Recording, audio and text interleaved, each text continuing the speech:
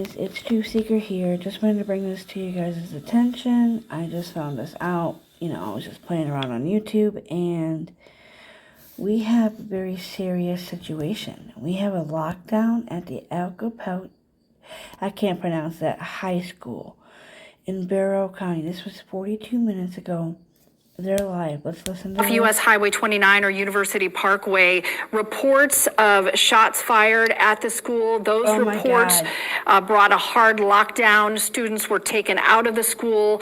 They were all together on the football field and in the bleachers around the football field.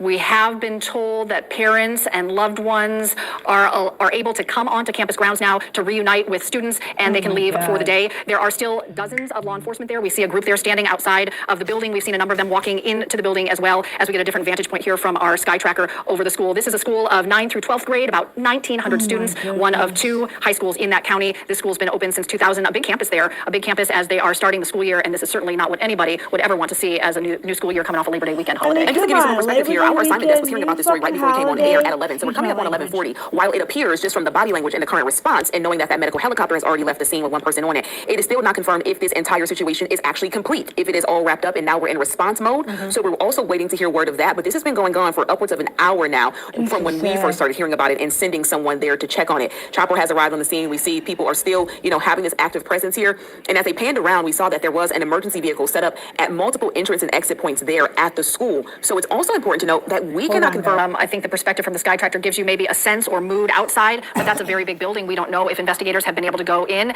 Typically, protocol would be able to go in and kind of do a sweep. You go room to room to room, which will take a lot of time in a building of this size with that many classrooms, but there is procedure and protocol that they'll have to follow. And as Aisha said, we're not certain what happened inside and if that has come to a resolution. And so active in many ways, we saw that mobile command center that most law enforcement departments have, that kind of mobile command unit. Looks like a big RV has now arrived on scene and is in sort of what's becoming a staging area near the flagpole there. And that's also where we saw the medical helicopter, and we saw one person on a stretcher being taken into that helicopter, and the helicopter taking off about 30 minutes ago or so. So again, a live look at Appalachia High School in Winder as we wait for more information from local law enforcement about what has happened. But again, perhaps one of the most important pieces of information we can relay is that parents are able to pick up kids now. We have seen from a couple of different vantage points from our sky tracker here, just a massive amount of cars of people trying to get to the school to reunite with students there. It's just a matter of time getting them in the entrances, being able to manage sort of the traffic of that and the logistics.